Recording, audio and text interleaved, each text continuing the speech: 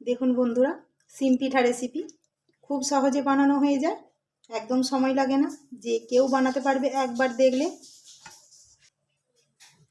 শীতকালে নানা রকম পিঠে খান আপনারা বানিয়ে, এভাবে একবার সিম পিঠা বানিয়ে খাবেন, খুব সুন্দর খেতে লাগে। একবার বানালে বারবার বানাতে ইচ্ছে করবে। ভেতরটা এতটা সুন্দর, না দেখলে বিশ্বাস করবেন না আপনারা। দেখুন, একদম পুরে ঠাসা, ঝটপট এভাবে বানিয়ে ফেলবেন। পুরভরা সিম পিঠা এভাবে যাকে বানিয়ে খাবেন সে একদম খুশি হয়ে যাবে। নমস্কার বন্ধুরা, পিসা কিচেন উইথ ব্লগ চ্যানেলে আপনাদের অনেক অনেক স্বাগত জানাই। আজ আবারও চলে এসেছি আরও একটা রেসিপি নিয়ে আপনাদের সাথে শেয়ার করতে। এখানে নিয়েছি চালের গুঁড়ি। এই চালের গুঁড়ি দিয়ে আজ আমি একদম সহজে যে কেউ বানাতে পারবে সিম পিঠা বানাবো। কিভাবে বানাই পুরো ভিডিওটা দেখতে থাকুন। সিম পিঠা বানানোর জন্য এখানে লাগবে চালের গুঁড়ি। আমি এখানে সেদ্ধ চালের গুঁড়ি নিয়েছি।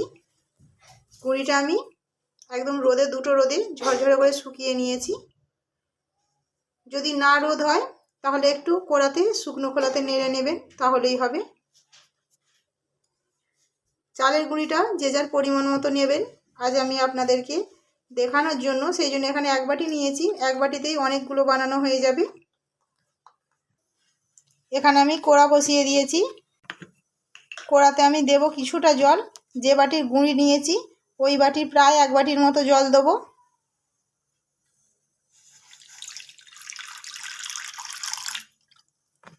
জলটা খুব ভালো করে ফুটিয়ে নেব। জলের মধ্যে দেবো অল্প লবণ, চালের গুঁড়িটার মাপে লবণটা দেবো। জলটা খুব ভালো হয়ে ফুটে গেছে, টকবগে হয়ে। এবার আমি চালের গুঁড়িটা দিয়ে দেবো।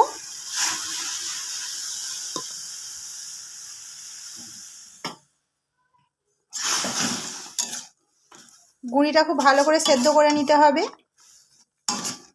আর এইরকম ফুটন্ত জলেই দিতে হবে।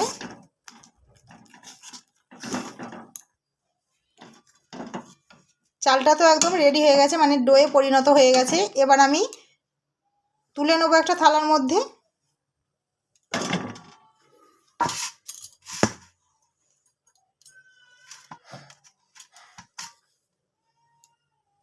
একটু ঠান্ডা হয়ে গেলে খুব ভালো করে মেখে নেব। ডোটা ঠান্ডা হয়ে গেছে, মোটামুটি হাত দেওয়া যাবে। এবার আমি খুব ভালো করে মেখে নেব।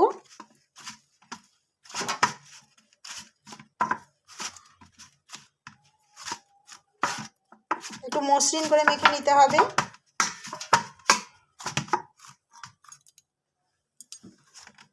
খুব ভালো করে মেখে নিয়েছি আমি, একদম মসৃণ করে। আর ডোটা কিন্তু খুব একটা নরম হয়নি আর খুব শক্তও না, মিডিয়াম একটা ডো বানিয়ে নিতে হবে। ডোটা এখন রেস্টে থাক, আমি একটা ততক্ষণে পুর বানিয়ে নেবো সিম পিঠার জন্য। সিম পিঠার পুর বানানোর জন্য এখানে আমি নিয়েছি ছোট্ট ছোট্ট করে একটা আলু কেটে নিয়েছি, একদম ছোট ছোট করে, ডুমো ডুমো করে। আর নিয়েছি ফুলকপি, একদম ছোট ছোট গুঁড়ো গুঁড়ো করে কেটে নিয়েছি। একটা পেঁয়াজ আর 3 কোয়া রসুন নিয়েছি। খুব বেশি উপকরণ লাগে না, খেতে কিন্তু অসাধারণ লাগে। গ্যাসে আমি একটা কড়া বসিয়ে দিয়েছি। কড়াতে দেবো সাদা তেল। কড়াটা হালকা গরম হয়ে গেছে। এবার আমি টুকরো করে রাখা আলু দেবো। আঁচটা একদম কমিয়ে রেখে আলুগুলো ভাজবো। ভাজতে ভাজতে আলুটা খুব ভালো হয়ে সেদ্ধ হয়ে যাবে। টুকরো করে রাখা ফুলকপিটাও দিয়ে দেবো আলুর সঙ্গে। দুটো সবজি একসঙ্গে ভেজে নেবো। সামান্য লবণ দেবো।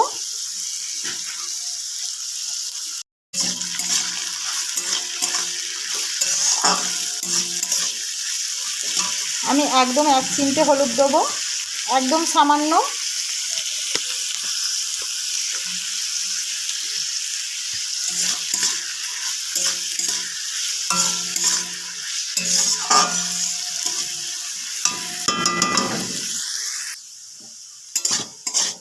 ঢাকা দিয়ে ভাজতে ভাজতে আলু আর ফুলকপিটা সেদ্ধ হয়ে গেছে খুব ভালো হয়ে। এবার আমি এতে দেবো যে 3 কোয়া রসুন নিয়েছিলাম, ছোট্ট ছোট্ট করে কুচিয়ে নিয়েছি রসুন কুচি। পেঁয়াজের টুকরোগুলো,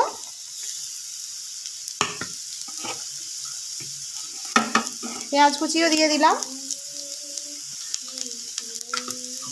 এবার একটু ভেজে নেবো, দিয়ে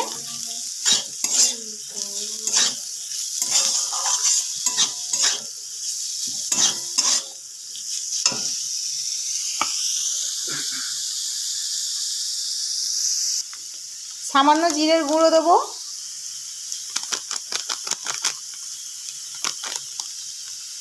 আর দেবো একটু লঙ্কার গুঁড়ো,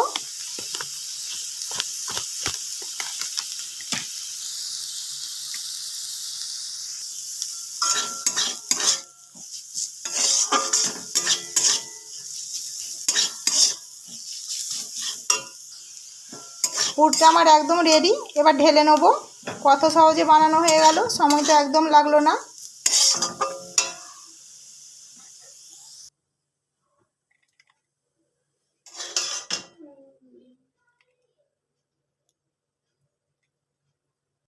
পুরটা আমি একটু ঠান্ডা করে নেব। আমি এখানে একটা বাটি নিয়েছি, বাটিতে আমি ফুড কালার দেবো, গ্রিন কালার মানে সবুজ, অল্প দেবো। এবার দেব সামান্য জল।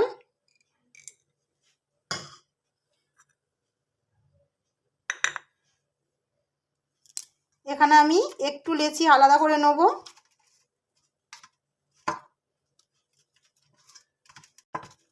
এটার মধ্যে আমি একটু ফুড কালার দেবো, সবুজ কালার। আপনারা চাইলে নাও দিতে পারেন, আমি সিম পিঠা বানাচ্ছি বলে সেই জন্য সবুজ হয় সিম একটু দিচ্ছি। খুব ভালো করে মেখে নেবো কালারটা ডোটার সঙ্গে।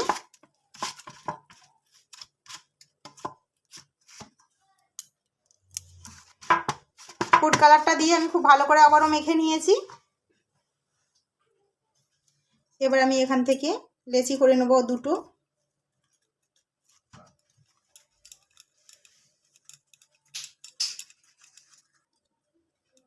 বেলে নেব, আমি ময়দা দিয়ে বেলবো।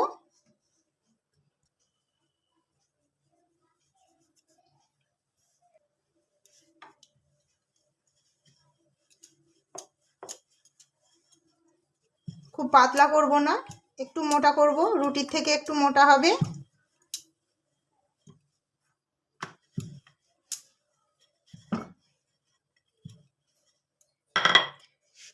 হয়ে গেছে। ধারগুলো তো আমার লাগবে না, সেই জন্য একটু বেশি মোটা থাকলেও ক্ষতি নেই। আমি ঠিক এই রকম মোটা করে নিয়েছি, ভেতরটাও মধ্যিখানটা। আমি এখানে এবার সিমের মতো করে কেটে নেব। একটা সিম নিয়েছি, ধুয়ে পরিষ্কার করে নিয়েছি, এভাবে বসিয়ে দেবো।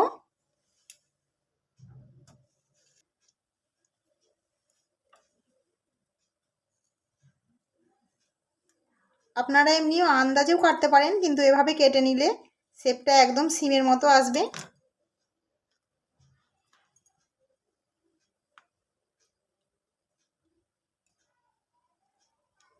দেখুন, এভাবে আমি প্রত্যেকটা কেটে নেব। আমি দু রকমের লেচি বেলে নিয়েছি, বেলে কেটে নিয়েছি।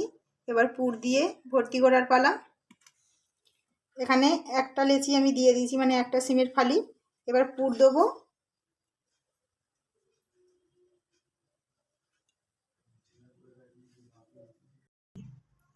এবার আমি চারিপাশটা অল্প জল লাগিয়ে নেব। জলটা লাগানো খুব দরকার, নয়তো খুলে যেতে পারে। উপর থেকে আরও একটা দিয়ে দিলাম।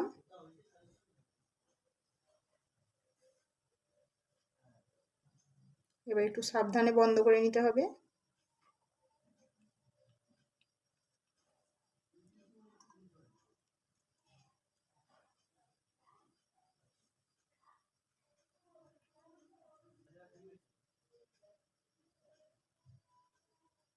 এভাবে চেপে চেপে একটু দেখে নেবেন, যদি কোথাও ফাঁক থেকে যায় তাহলে এরকম করে বন্ধ করে দেবেন।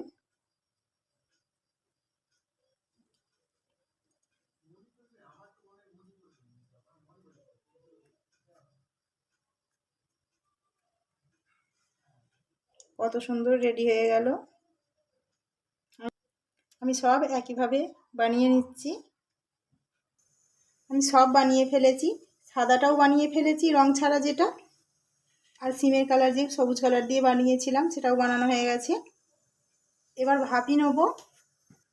ডেচকিতে আমি কিছুটা জল আগে থেকে বসিয়ে দিয়েছিলাম, প্রায় গরম হয়ে এসেছে। জলটা একদম টকবগে করে ফুটিয়ে নিতে হবে। আর এখানে আমি এই যে ঝাড়নি নিয়েছি, এই ঝাড়নির মধ্যে সিম পিঠাগুলো ভাপাবো। একটু তেল মাখিয়ে নেব, সাদা তেল মাখিয়ে নিচ্ছি।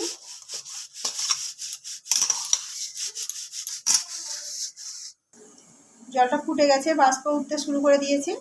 এবার আমি এখানে ঝাড়নিটা বসিয়ে দিলাম। এবার একে একে সিম পিঠাগুলো দিয়ে দেবো।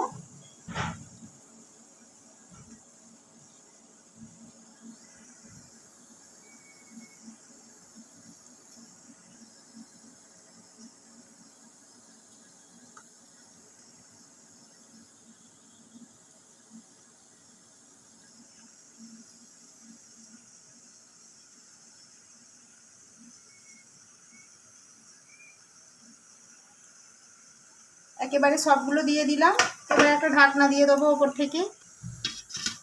এভাবে আমি 15 মিনিটের মতো ভাপিয়ে নেব। 15 মিনিট হয়ে গেছে, এবার গ্যাসটা অফ করে দেবো। দেখুন একদম রেডি হয়ে গেছে মোটামুটি।